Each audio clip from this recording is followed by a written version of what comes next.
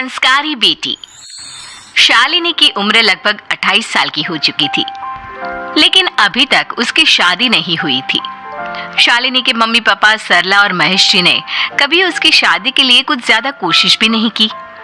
शाली मन ही मन चाहती थी कि दूसरी सहेलियों की तरह उसका भी घर बस जाए, लेकिन वो अपने मम्मी पापा से ये बात कहती भी तो कैसे कहती।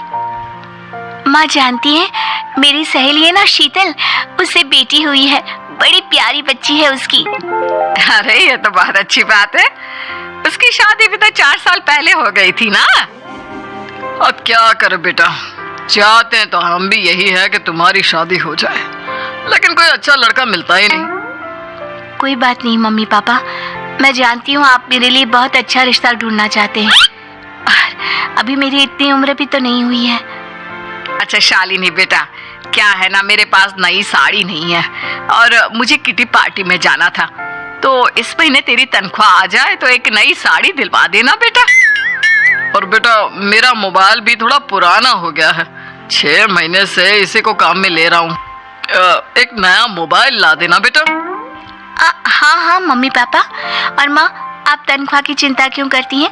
साड़ी तो मैं आपको कल ही दिलवा दूंगी। और रही बात आपकी मोबाइल की, तो मैं आज शाम को ही ऑफिस से लौटते वक्त ले आऊंगी। अरे भगवान सबको तुम्हारे जैसी बेटी दे, कितना ध्यान रखती है अपने मम्मी पापा का। पापा, आज आप दुकान नहीं जा रहे हैं क्या? वो क्या है ना बेटा, मेरे सर में जरा दर्द हो रहा है, इसलिए आज दुकान जाने का मन नहीं है। पापा दवाई ले लीजिए, और अगर हो सके तो चले जाइए। इस तरह दुकान बंद रहेगी तो ग्राहक आना बंद कर देंगे ना।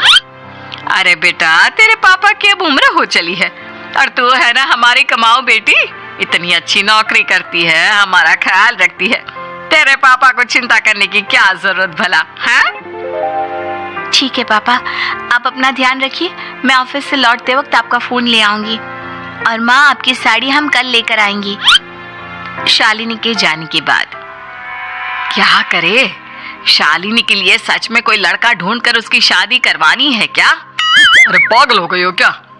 वो शादी करके इस घर से चली गई तो हमारे खाने के लिए पैसे कहाँ से आएंगे?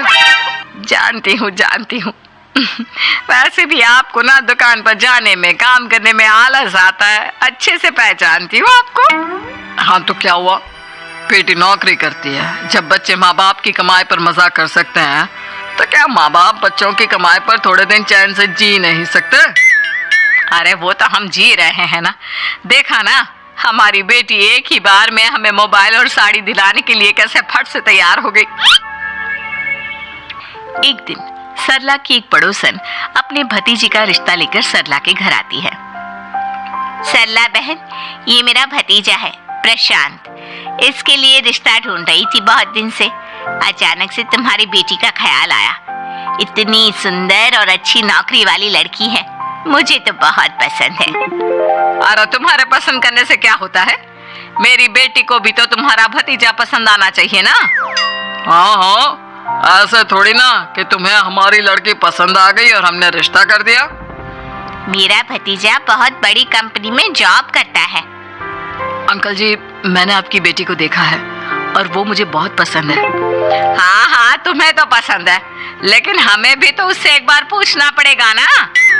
तो बुलाइए ना शालिनी को, उससे पूछ लेते हैं कहाँ है वो। ऑफिस गई है और उसको आने में अभी देर लगेगी। लेकिन तभी शालिनी ऑफिस से आ गई। ये लीजिए, शालिनी भी आ गई, अब आमने सामने ही बात कर लेते हैं। आओ शालिनी बेटा, इससे मिलो, मेरा भतीजा प्रशांत प्राइवेट कंपनी में अच्छी जॉब करता है। अब बेटा, तुम्हें ये लड़का पसंद है क्या? देखो बेटा, सोच समझ कर हाँ करना, तुम्हारे ऊपर कोई जबरदस्ती नहीं है।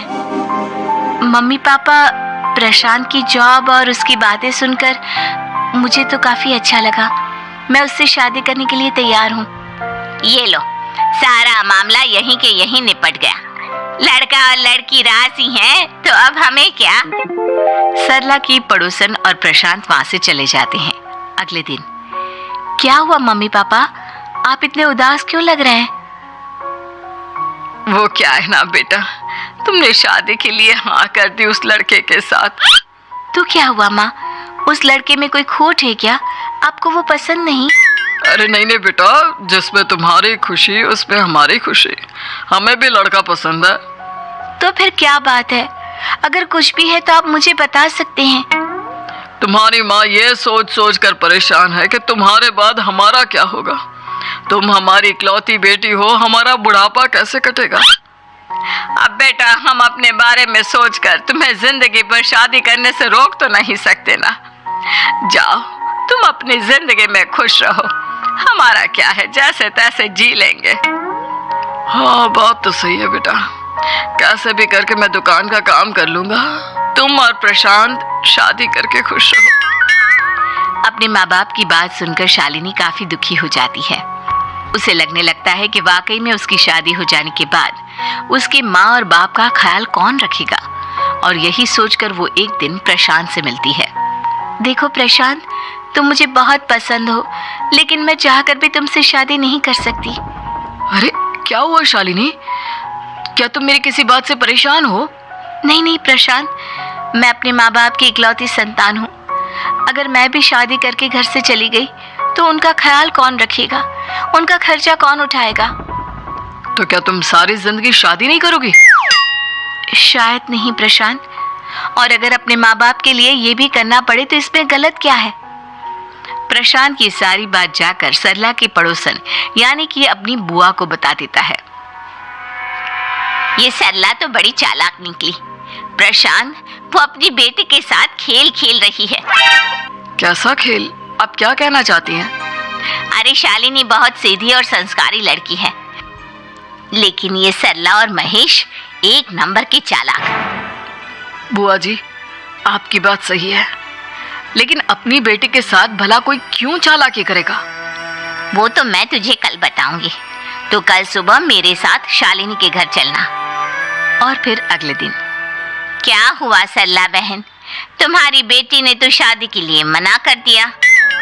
अब पता नहीं बहन जी क्यों मना कर दिया। हम तो चाहते थे कि बेटी की शादी धूमधाम से करें। हमारी तो बहुत इच्छा थी कि शालिनी की शादी प्रशांत के साथ हो जाए, लेकिन अब क्या करें, वही नहीं चाहती। आंटी जी, शादी के बाद मुझे अपने माँ बाप की बहुत चिंता रहेगी। उनका ख्याल कौन रखेगा, और इसलिए मैं प्रशांत तो क्या किसी से भी शादी नहीं करना चाहती। अंधी हो गई हो क्या माँ बाप के प्यार में? पहले जरा अपने माँ बाप से सच तो पूछ लो। कैसा सच? यही सच शालिनी कि ये तुम्हारे सगे माँ बाप नहीं है और तुम इनके लिए सिर्फ पैसे कमाने का एक जरिया हो। अरे अरे, ये तुम क्या कह रही हो? सच ही तो कह रही हूँ भाई साहब। अब सीधे सीधे अपनी बेटी को अपनी सच्चाई बताओगे या फिर मैं कोई दूसरा तरीका निकालूं? हमें माफ कर दो शालिनी। वो क्या है ना, हमारी कोई औलाद नहीं थी और जब तुम छोटी थी तो हमने तुम्हें गोद ले लिया था। तो इस नाते तो मैं आपकी बेटी ही हुई ना। लेकिन तुम्हें गोद लेने का हमारा सिर्फ एक ही मकसद था कि बड़ी होकर तुम नौकरी करो और हमारे लिए पैसे कमाओ, क्योंकि तुम्हारे पापा को काम करने में बहुत आलस आता है। और ये सच है कि हम ही नहीं चाहते थे कि तुम्हारी कभी भी शादी हो। कोई बात नहीं मम्मी पापा, आपने मुझे गोद लिया, पाल पोस कर बड़ा किया। भले ही उसके पीछे आपका कोई भी इरादा सही, लेकिन मैं आपकी बेटी हूँ। शादी तो मैं प्रशांत के साथ कर लूंगी, लेकिन उसके बाद भी जिंदगी भर आप दोनों का ख्याल रखूंगी। शालिनी की बातें सुनकर सरला और महेश को अपनी गलती का एहसास होता है और वो उससे माफी मांगते हैं।